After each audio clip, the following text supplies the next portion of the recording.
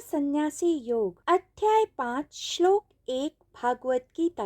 अर्जुन उवाच सन्न्यासं कर्मणां कृष्ण पुनर्योगं च संससि यश्रेय एतयोरेकं तन्मे ब्रूहि सुनिश्चितम्।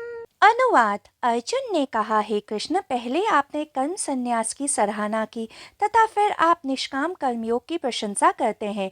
इसलिए इन दोनों में से जो निश्चय किया हुआ कल्याणकारी हो उसको मेरे लिए कहिए। व्याख्या। अर्जुन अभी भी संशय में था। वह स्वयं निर्णय नहीं करना चाहता था। सत्य तो यह है जो भगवान शिव ने देवी पार्वती से कहा था, मानव विवशता से नहीं बल्कि अपनी स्वीकृति से अज्ञानता को चुनता है। अर्जुन भी वही कर रहा था। वह स्वयं निर्णय नहीं लेना चाहता था। वह चाहता था कि योगेश्वर श्री कृष्ण उसके लिए निर्णय लें, ताकि परिणाम जो भी हो उत्तरदायी वह न हो, योगेश्वर श्री कृष्ण हो। श्री कृष्ण ने अर्जुन को अपने किए गए कर्मों के फल की कामना न करने को कहा था, किंतु उन्होंने अपने किए गए कर्मों के फल के उत्तरदायित्व से भागने को नहीं कहा था। योगेश्वर श्री कृष्ण अर्जुन को परम के मार्ग की ओर ले जा रहे थे, परंतु अर्जुन अभी भी पलायन के मार्ग पर, संशय के मार्ग पर चल रहा था। विश्व के सर्वश्रेष्ठ गुरु अपने शिष्यों को परम तक पहुंचने का मार्ग दिखाते हैं, किंतु उसे उस मार्ग पर चलना है या नहीं चलना है, यह निर्णय वे अपने शिष्य पर छोड़ देते हैं।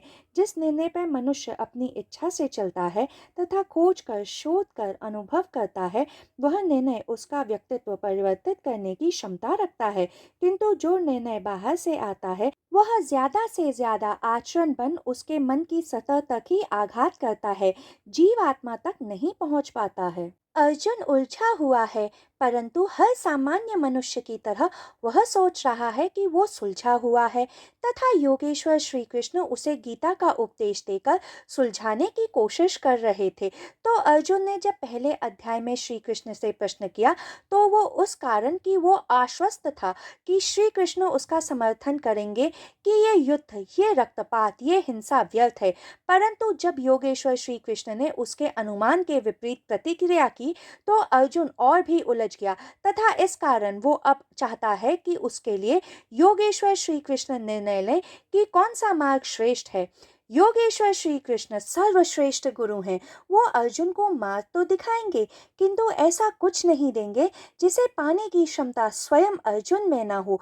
जैसे शिव ने देवी पार्वती के प्रश्नों के उत्तर नहीं दिए, बल्कि तंत्र की 112 तकनीकें दी, जिनका अभ्यास करके देवी ने स्वयं उस परम का अनुभव किया तथा अपने प्रश्नों के उत्तर स्वयं प्राप्त किए, तो अंततः अर्जुन को भी अपना निर्णय स्वयं ही लेना होगा। जब तक अर्जुन इस योग्य नहीं होता है, योगेश्वर श्री कृष्ण गीता का उपदेश देकर उसका मार्गदर्शन करते रहेंगे।